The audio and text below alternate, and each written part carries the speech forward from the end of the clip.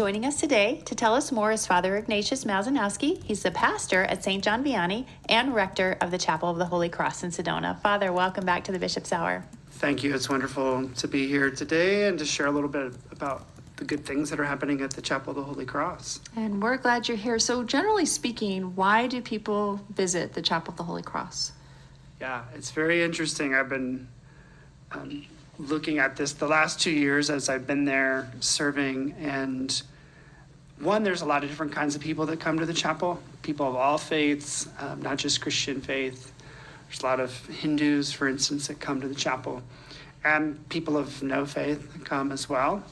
And what I've seen is there's people who've just gotten divorced come to the chapel because they're really hurting in their life. And there's also lots of people who it's their wedding anniversary and they come to the chapel and they want to receive blessing in their life. There's people who have a terminal illness who come to the chapel wanting healing, or someone close to them has a terminal illness, or someone close to them has died and they come to the chapel. And there's also people who just love Jesus and want to spend time with him in adoration, and they come to the chapel on Wednesdays and Fridays now, as well as people who are just totally lost in their life, and something inside of them tells them to go to the chapel when they're totally lost, and so they do.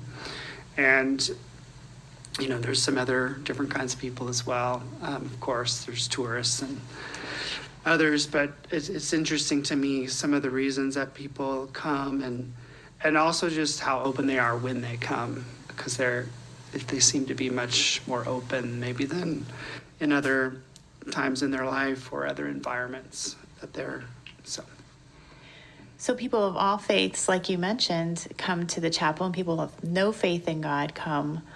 Why do you think that is? What attracts them?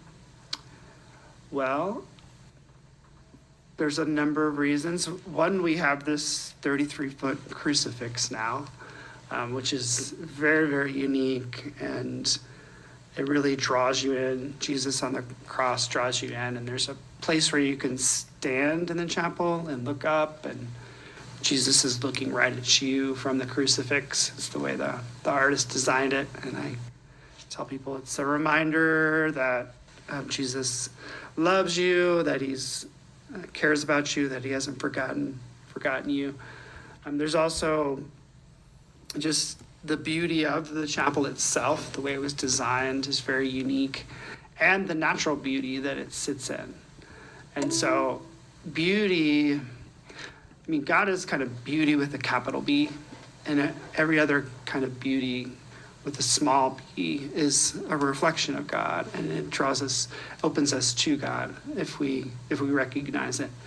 And I think that's part of what happens at the chapel. There's just this amazing beauty everywhere, inside, outside, and now also through the crucifix, and more so recently through adoration in that setting as well. And so a lot of people come in and they kneel down and they pray, and it's very inspiring to see that.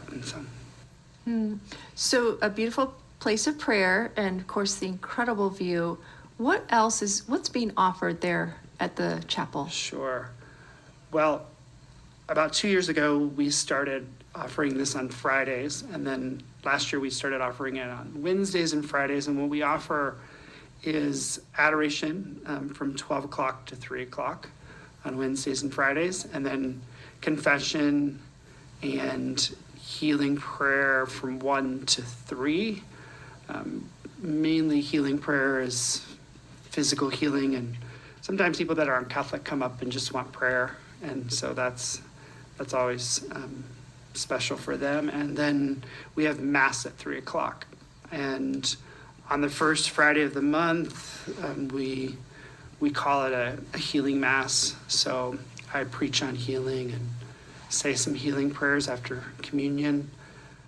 But we actually offer the Mass for healing every Friday. And now on Fridays, we also pray the Divine Mercy Chaplet right before Mass at 3 o'clock. So yeah, that's what we're offering, and it's been neat to see it start from zero and gradually grow. And many are very happy that they came to the chapel and they came at the right time, because they had no idea there was going to be confession or adoration or mass, but here it is. And many actually come to confession after years for that same kind of dynamic where they feel God calling them to that. And I think it's also helpful that they feel like they're never going to see me again. So they have that anonymity as well. So Do you find that, so like if somebody's coming up like, oh, beautiful, Chapel of the Holy Cross, I'm going to check it in, and they walk in and you're doing like the Divine Mercy Chaplet or you're in adoration, like what is that? Have you ever, like, are you able to see like what people's experience is, and do they just kneel and stay, or do they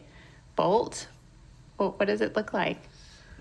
there's all kinds of different reactions, I guess. A lot of people do stay.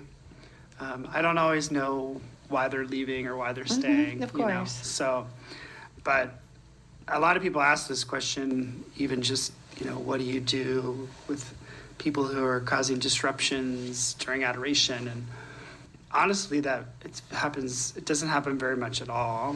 And it's usually just somebody that didn't know. They're just talking loudly, and we encourage them to talk softly, and that's that. So amazingly, it is a really prayerful environment, and people, even if they don't really know what the Mass is or what adoration is, they seem to have a sense something sacred is happening. I probably should, behave accordingly, and so often they do. So it really hasn't been a problem. It's actually been a really good thing, and maybe we're hoping, that we've introduced many people to adoration for the first time. Love that. And beauty has an evangelization power all into itself. And so we saw that during our evangelization event, that people, when they walk into St. Mary's Basilica, they may have walked past it many times and never known, or people may have driven past your chapel and have never seen it, and they walk in and they're just overpowered by the beauty and the presence. And, we've talked about how many broken people are walking among us, right? Unseen. What has ministering there at the chapel taught you over the last 2 years about just the need for healing that people have? Well, I think, many people do need healing. Many people are lost in their faith. Sometimes because horrible things have happened to them and they can't make sense of how God would allow that to happen to them. Sometimes it's very sad to hear their stories. At the same time, part of it is just trying to allow them to share their story and allow God to meet them where they're at. And everyone's in a different spot. So some people are at the very beginning, some people are in the middle, some people are at the end. And one of the things I've learned is just to accept that. Like when a person sits down and they said, I've never done this before, that usually means they're not Catholic. So I don't offer confession. I say, well, is there something I could pray with you for? And so often that's a really beautiful experience, and that's actually what they wanted. They don't know what confession is anyway, and they're not Catholic. But so I think it's just creating this environment where people can experience God and experience Jesus, and hopefully have a really positive experience at the church as they associate it with that. And hopefully it leads them to go back to their own churches. So I think that happens a lot. And so.